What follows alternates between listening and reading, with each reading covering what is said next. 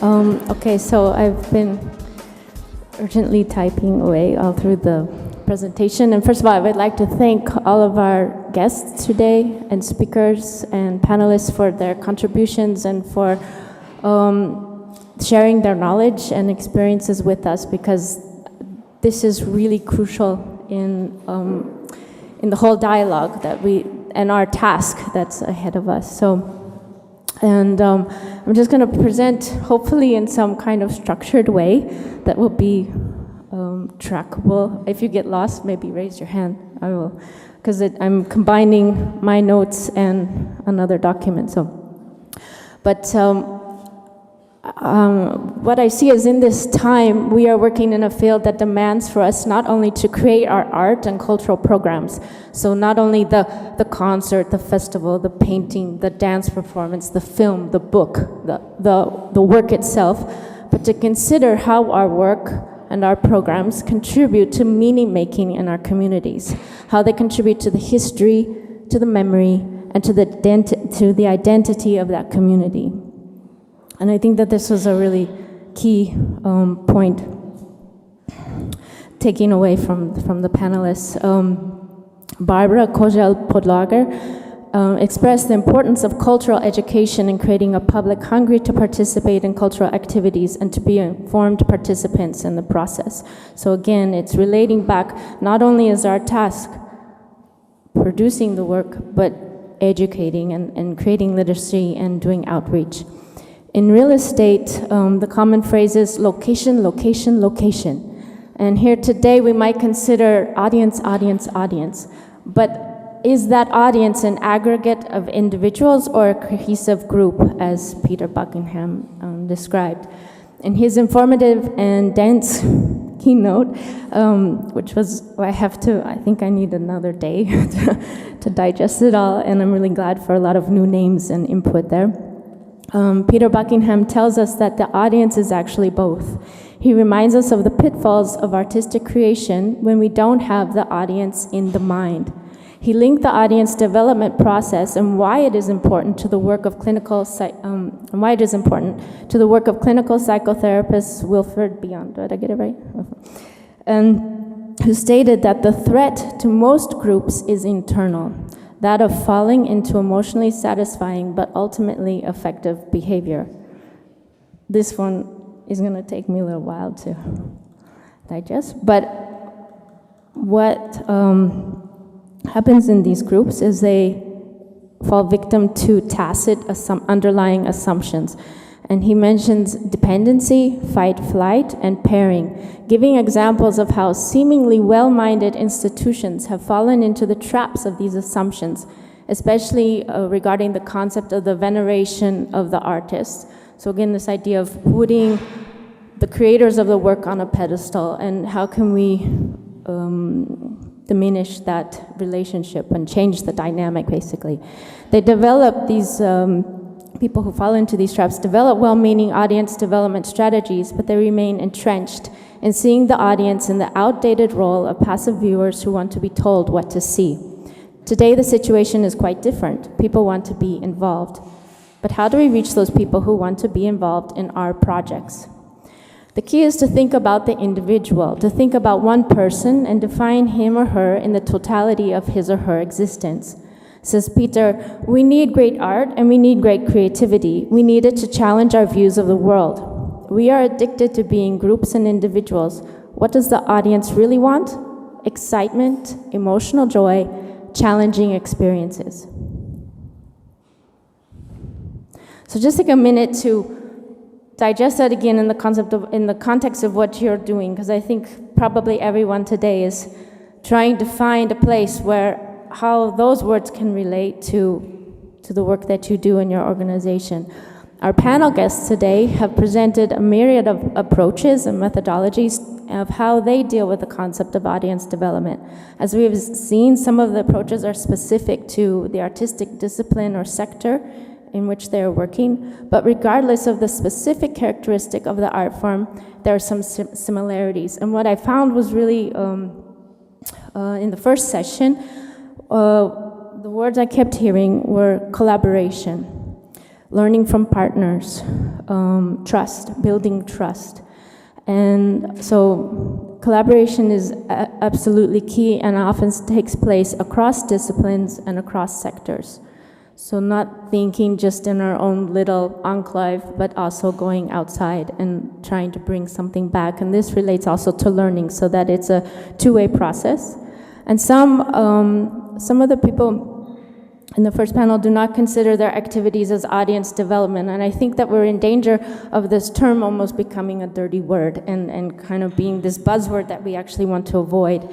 And we try to put in, are we doing outreach? Are we doing consumer user-centric design? We try to find ways around it. But essentially, I think the message is about communication and a connection and meaning making. And if we can have those components, I think we're on the good path for that. But again, it takes a lot of reflection on what it is we're doing, why it's important to us, and who else we think can benefit or share in that experience, or even respond in a completely different way, because that will also change or challenge our own perspective and idea. Going back to some of the ideas from the, could I have a glass of water, please? Sorry.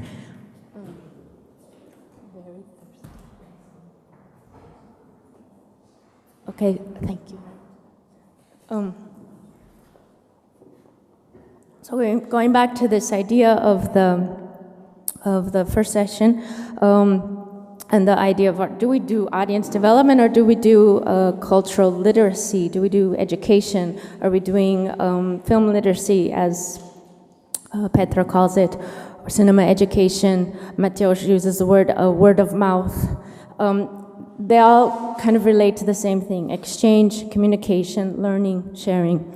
And as we learned from Eva, that they've accomplished very effective, rippling effect of promotion, even with very small or non-existent promotional budgets. And I think that this is really critical in this time to remember and to keep in, because it's too easy to fall in the trap of, oh, we don't have any money, and blah, blah, blah. So maybe it's better to employ one person who can be engaged in this activity to keep this aspect of your goals alive, or your interests alive, and share and communicate, and not to put so much money into PR and marketing, because the question is, does that really serve anybody? Does it really communicate? It gets maybe the word out. There is a varied view amongst our panelists on social media strategies. They were somewhat criticized, or rather, we were warned about the downfalls of using social media without a strategy and not understanding the community and mechanisms specific to each platform, be it Facebook, Twitter, websites, blogs, SMSs, you name it. So in Sarah's words, IBM speaks about itself, Google speaks about many other things, be like Google. Sarah also tells us that she's adamantly against the platform approach to social media, multi-platform approach to social media, where every person who's putting together their application writes, we will have a Twitter page, we will have Facebook, she says, engage people on the streets. Remember, that's where people are living, in their homes, in the streets, together with each other. Try to be there where the people are. If something surprises you on the street, people are more open to it, and you respond in a more authentic way, perhaps, without the shield, the mask of the computer, the safety of that screen. So don't forget about people, connecting people in a live situation. Also, volunteering can be a very useful way to connecting to audiences, and having kind of a, I don't know what you could say, like a breeding zone for getting more audiences. So there were different examples of that. And again, engagement, involvement, we can think of many other synonyms along those lines.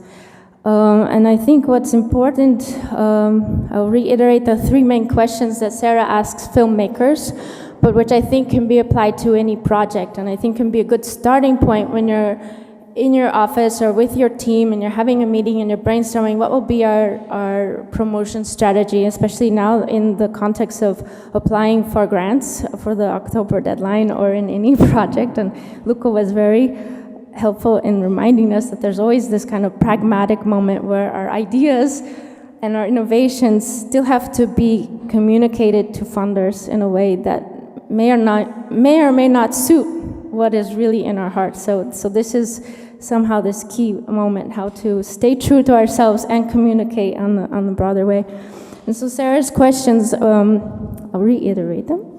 What is the story you want to tell? So your project, it doesn't have to be about a film. Why would anyone connect to your story, and why would anyone share your story?